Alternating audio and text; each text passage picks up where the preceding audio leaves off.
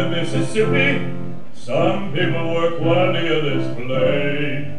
Pulling those boats from the dawn to sunset, getting no rest till the judgment day.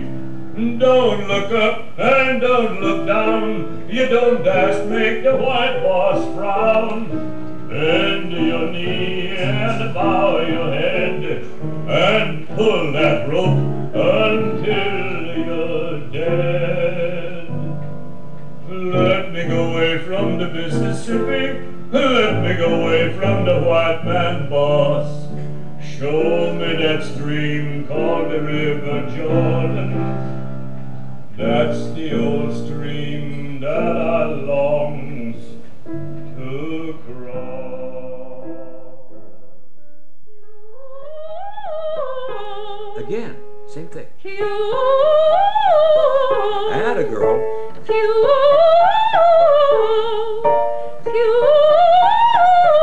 Now can you do that without opening your mouth anymore, just like it? Oh. There you are. Did you hear the difference in that one? Now, there are three things that I introduce to a student when I start the lessons. The first one is that it is your mind that is musical, not your body. So it means I am working with concepts, not with muscles. I have to change your way of thinking about your voice. The second is a simple statement, a scientific fact. There are no such things as high or low tones.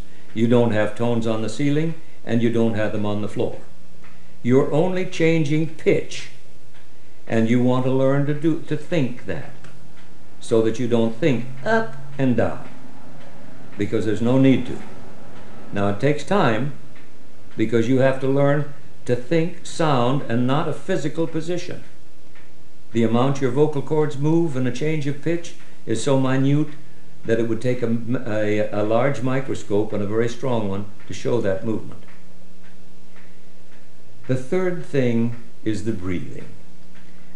And since in order to live you have to breathe, the only time they say that the average person ever breathes correctly is when they're asleep. So logically I have to put you asleep to teach you how to breathe. Although if you will remember, just before you go to sleep tonight, as you lie there, let your body do its own thing, and you will feel the whole body expands and contracts gently. So you expand to breathe, and then you keep the body expanded as you sing. And it doesn't take much air when you do that. But you do not want any tension anywhere. The minute that I put tension in it, in my abdomen, you can hear it in the voice. And that's what a lot of these singers are doing. They tense to sing instead of relaxing. Enjoy it. Sing for the pleasure of it. Let your voice out. Oh, I love life and I want to live. Mean it when you sing it. He surprised me. He brought this in one day. And he said, you know the circle of fifths, don't you? And I said, well, sure. Well, he says, here's the circle of George, and he handed me this. And this is the outline, and these are all reminders for the student. Because loose jaw, let your jaw be very loose, expand your ribs, don't think up and down, think a line, and let go of the voice. Just you let go like you release your hand. You don't release your hand by force, you just relax it and let go. And don't push. You don't want to push on the tone. Drink the tone in. It's kind of like la la la. You're just drawing the tone towards you. And again, expand the ribs. Sing a straight line. Because the melody line shouldn't be jumping up and down. It should flow. And then train the ear to hear the sing. And then the vowels are a vertical sound. See? And that's the story of the business of approaching voice. And it's all usually so simple that it's the simple things in life that confound the mighty. Okay, now do this. Boom, boom, boom. There is a mental bullseye that you use when you're singing, and every tone goes to that same spot right there. La, la, la, la. Not into, oh, you know, you're not going la, la, la. See, that's where you go wrong. Now, the next circuit around here, it starts to the right, clockwise, and it says loose jaw. Most people do have a tight jaw. Now, by a tight jaw, it doesn't necessarily mean that you have to open it that way. It means that you have to let the muscles be loose enough to separate the hinge of the jaw here, because that's where you get your depth of tone. La, la, la, la, la. You see? Now, I don't open my mouth wide. I don't have to. Because if I let go inside, la, la, la, la. Somebody say, oh, you went into this falsetto. No. There ain't no such animal. Now, the thing about falsetto and terminology, head tones, chest tones, all that stuff, forget them. Because you have a range of voice. You have a range of voice, and the range of voice is important to remember, is just whatever the good Lord gave you when you were born. As it goes around here, loose jaw, ribs. Think, expand the ribs gently. Don't make a big muscular effort. You're going to have to learn to do it. You're going to have to learn to do it gently, because it doesn't take great strength. The muscles that do this are extremely powerful, and so learn to use them gently. Now, the next one, don't think up. Remember, I know there's no high tones. Don't think up. Go la, la, and just go straight ahead of it. Let the tone be there. Don't think, now I'm going la, la. All right. Let go. Now, if you're holding a ball in your hand and you want to drop it, you don't go like that. You just relax the hand and let go. Same thing. Let the arm down. Let go of everything between here and here. You have to be an idiot between here and here to sing. It wants to be nice and loose and free. All right. Now, don't push. That's the business of trying to put the big air through the little pipe. You know. So, now, drink the tone. That is a very interesting term. Claude Sainer, Pop Sainer, my second teacher, used that term. And it's very true, because if you are doing the thing correctly, if you're using your body correctly, you have a feeling of expanding and of the tone coming in. Listen. La, la. And you hear it almost as if I'm drawing it out of the room. See? This is an amazing thing. It's so hard to describe. You know, how do you describe the taste of a banana to someone who's never tasted it? Or how do you describe the color to a blind person who has never seen it? Sensations are hard to describe, but you learn slowly to do them if you put them together in the correct manner, and that's it. Now, again, ribs. The next one is sing a line. Sing a straight, that is, sing in a straight line. Don't think, now I'm going up a hill. You know. No, sing a straight line. Just let it go. Now, train the ear. And that you can underline 1,000 times. It is your ear that you are training, your inner ear, your mind's ear. That is the important part of this whole thing. And the Tragedy today in most teaching fields is that these people do not have trained ears. They do know music, yes, but they do not know the voice. They don't know how utterly and completely simple it is, and consequently they really give you some bad news. Now, train the ear, and vowels are vertical. In other words, your whole sound column is this way.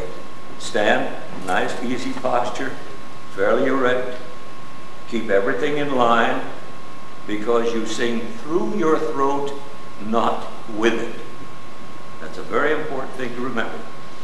And then, of course, you're back to the bullseye. Keep everything in the bullseye. You never have to open your mouth wider than the width of one finger.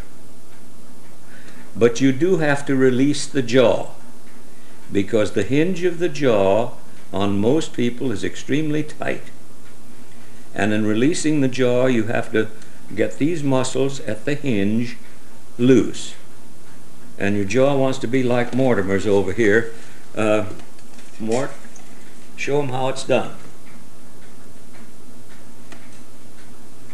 Now that's Mortimer. Attaboy. And he'll just keep working there, see, very comfortably for me.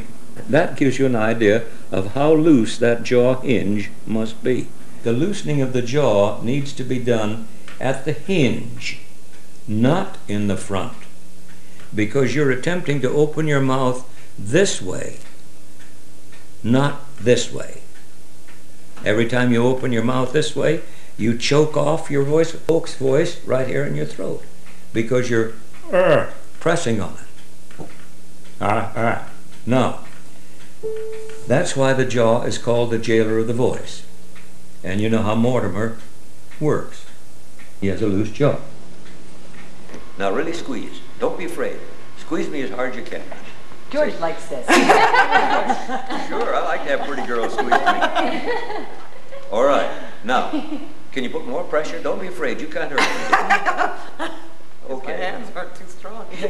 All right, all right. Now, notice what happens with my back when I get ready to sing. I go,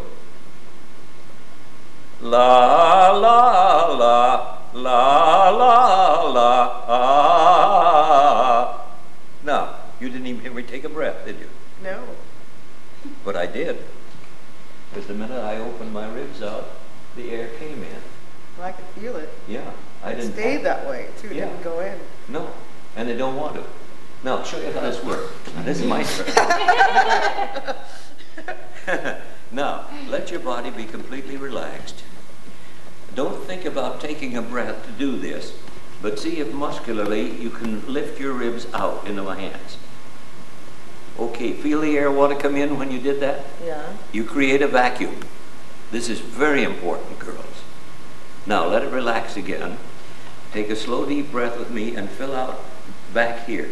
2/3 of your lung capacity is in the back half of your body. See? This is important to remember. Here we go. Okay, now don't let me squeeze your ribs together. Relax down below and go ahead and breathe. But keep them out there. It's hard to keep them out without... I know. Now, As soon as you let the air out, you'll squeeze. I know. Now, this is an interesting thing, because women do not breathe correctly, naturally. And this writer that I have says, he's sorry for them, but they must learn to breathe like a man. Oh. So, this is part of the problem. Did you ever watch a wrestling match? Have you watched it? You know, once in a while when you see the guys together like this, you know, and you'll see that their abdomen is going as they breathe, because their back's open and they're getting air with the whole body, not just one area. Now, this is a type of coordination that you want to work on and learn. And get the feeling of just letting this out. While you're here, I'm going to have you do something else too. No, stand right over here, just like this. Now, put your hands out this way, dear. Now, I know that when you sing, now, your hands represent your ribs. Now, prevent me from spreading apart. Okay? You're singing and you're squeezing like this. When you get through with a phrase, that happens, and then you have to go to get the air back in, don't you? Okay. Do you see the principle involved? Watch. The way I do it is this. Very gently prevent me from closing your hands. Now let go and the air's back in. Let go and the air's back in. Let go and the air's back in. Honey, this takes time, getting that coordination, but by golly, it works. So do you keep letting go as you're singing, sort of, or? No, I never changed my rib position. So you're using your... You're using your torso muscles. You're using your torso muscles. The muscles of the whole body are doing this. So this is proper breathing for like all the time. Mm-hmm. Q. Yeah, again. Q. Q. Now, expand the ribs a little. That's it. Drink the tone right in. Q. Q.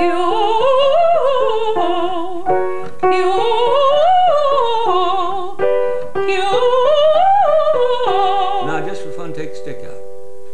Now, let go. Let that tongue just rest. As it says here, the correctly trained singer or speaker will never allow the breath power to be exhausted. With some breath should be taken at every convenient interval between words according to the punctuation, but never between syllables of a word. This is correct phrasing. In this way, the lungs are kept nearly full and breathing is at its best. And this is an amazing thing, because when you do it correctly, the air comes in automatically. Because when you speak, you know, you don't think, now I have to take a breath to say something to George. Go, George, you just automatically start talking. The big 32-foot stop on the tight pipe organ takes a lot of air to make that pipe vibrate. The little flute takes a very small quantity. Now think about that, because you all do it the wrong way around. You try to put that air through the pipe and that's what you get.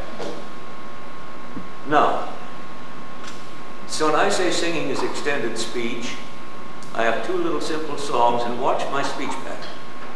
One of them is a little country song called, I use around Christmas time, Johnny, Bring the Pine Tree In.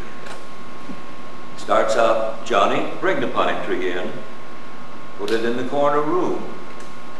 Then we'll put the tinsel around, and the Yule Day can begin. Now, if I sing it, I go, Johnny, bring the pine tree in, put it in the corner room. Then we'll put the tinsel around, and the Yule Day can begin. Speech, that's all. Now, for a contrast, I use what we call the baritone's revenge, which is the Road to Mandalay. Now, watch the speech, because if I do that as a poem, I do it this way. By the old moonlight pagoda looking eastward to the sea, there's a bird gal a setting, and I know she thinks of me. For the wind is in the palm trees, and the temple bells they sigh. Come you back, you British soldier, come you back to Mandalay. Now, if I sing it, I go, by the old moonlight pagoda looking eastward to the sea, there's a Burma gal a setting, and I know she thinks of me. For the wind is in the palm trees, and the temple bells they sigh. Come you back, you British soldier, come you back to Mandalay. Now, did you notice I did not open my mouth any different for singing than I did for speech? Now, they're always saying, open your mouth, let the sound out. You don't talk that way. Now, one of the most important things that you can remember out of this lecture is use a mirror. Use a mirror. And watch yourself speak. Read poetry. Say lines. Watch yourself. See how your speech is. See if it is correct speech. And then go from there. Because you will find, most of the time, if you're having trouble with a song, if you will take that song and tear it apart for speech, you'll find it much easier to do. Now watch yourself in the mirror and do not adjust for the change of pitch as you go up the scale, but make your adjustment with the body. Expand the ribs gently as you go up the scale. No, honey, watch yourself in the mirror. I want you to watch yourself because you don't see yourself what you're doing. See? Again, same thing. Atta girl.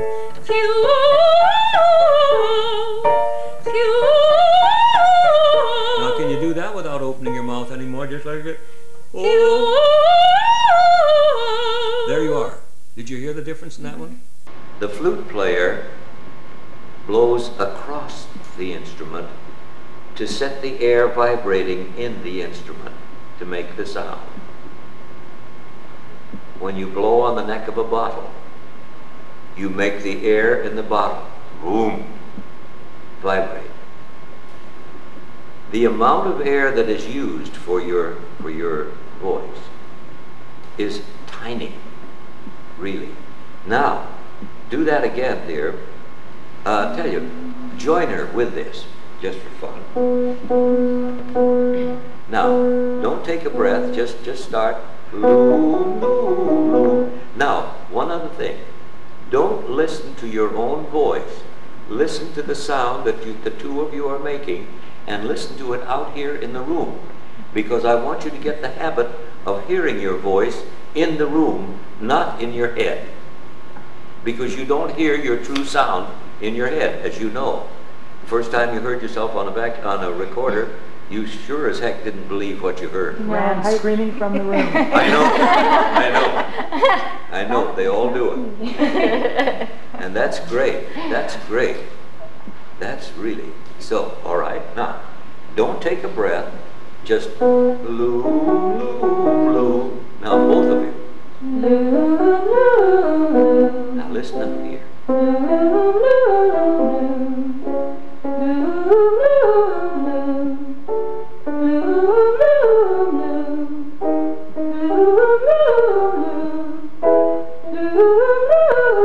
Easy on the top, let it.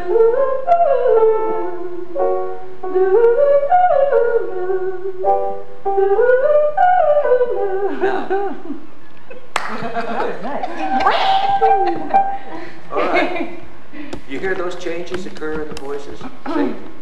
Now, girls, this is the silly thing about this thing.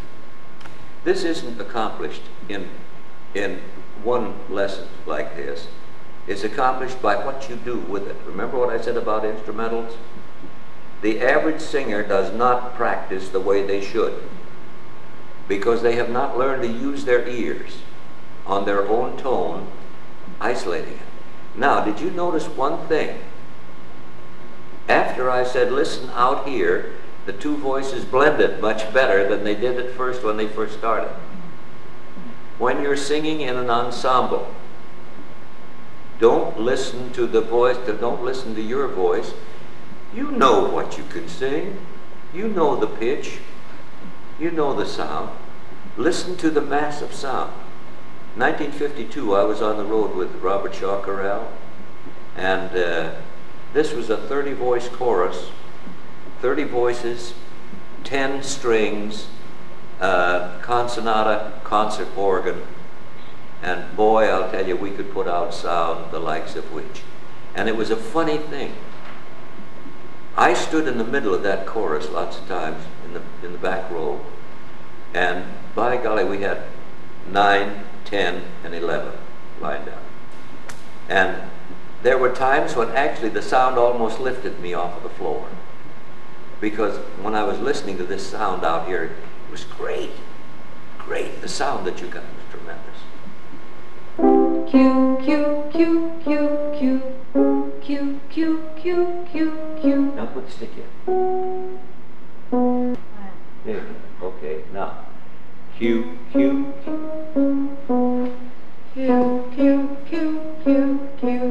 There it is. Q, Q, Q, Q, Q. Q, Q, Q, Q, Q. Q, Q, Q, Q, Q. Okay. could you hear the difference in yourself? Yeah. See? Yeah. All right. Now, that's as wide as you ever have to open your mouth. But you do have to get the jaw to drop with gravity to the point where you let it loose. Each voice has its own natural range. And he's a bass, there's no question. You're baritone. Now, I'm not sure which way your voice would go if we loosened it up more, because it could be either high baritone or just plain baritone, because I hear things in your voice that I couldn't exactly justify as not being completely released, see. And this is the same with the girls over here. I hear little things. Now, you don't let your voice out. Always remember this. The voice functions like a pipe organ. The great big pipe on the pipe organ takes a lot of air to get it to function. The little flute takes a small quantity. So don't put the pipe organ, big pipe air, through the little pipe. Let it go up. Now, any one of you saw a friend of yours across the street, you wouldn't say, "Hello, Mabel." You know, you'd say, "Hello, Mabel." And you wouldn't even think about it. You'd just do it. But the minute you start to sing, you go, "Now I'm going to do something different." And you lock it up, and you do lock your voice up in that way, see? Because you've got a lot more voice in there than you're letting out. And you can let it out more once you know, just do it. I think I normally do. Mm-hmm. Yeah, I know. And this sort of a situation always makes a little nervousness. Yeah. Regardless. And you know, I like to have fun with people, and we do. We've had laughter all day off and on today with different groups and different things happening, you know. And it just, when you get so that you just do it, and don't worry about it, being afraid of something is our worst problem. And if you can just get to the point where you allow the voice to happen, let your voice sing, and have fun doing it. And I tell my pupils when they'll say, "Well, gee, but you know, I'm always afraid I'm going to do this or do that." And I say, "No, have fun. Remember this, at this particular stage of the game, you can do it this well. Don't worry about what you can't do yet, but learn to do what you want to do with it later." And that's the story. Every song is the same thing. It's just a matter of learning what you can do when you really get it free.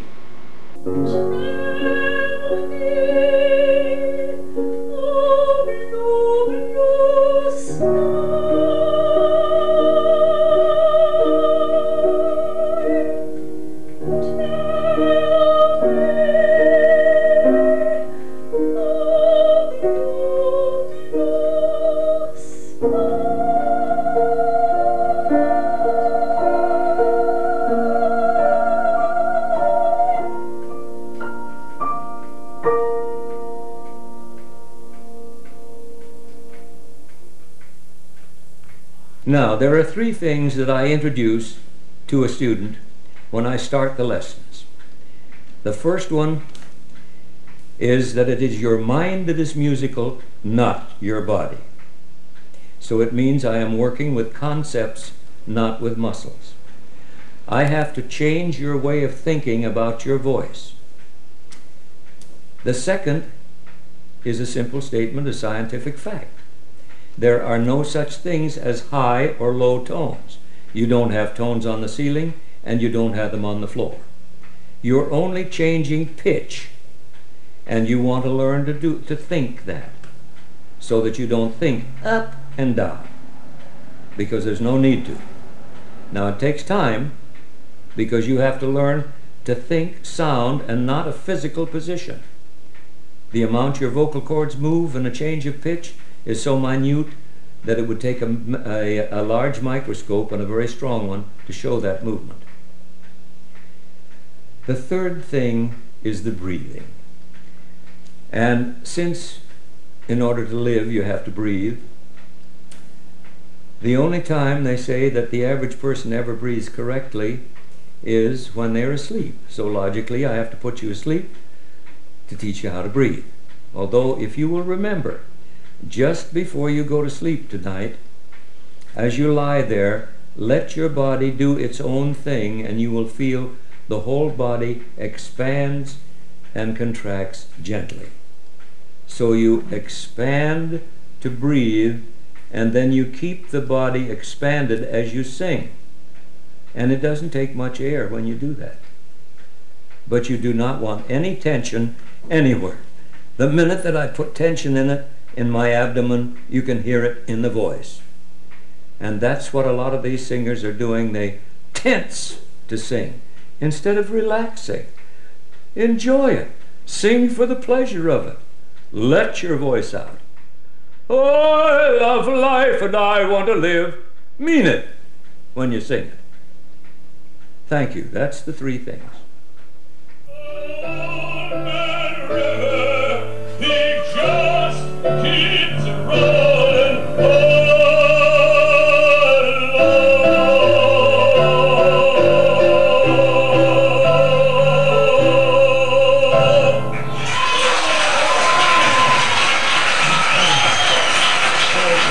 Excellent.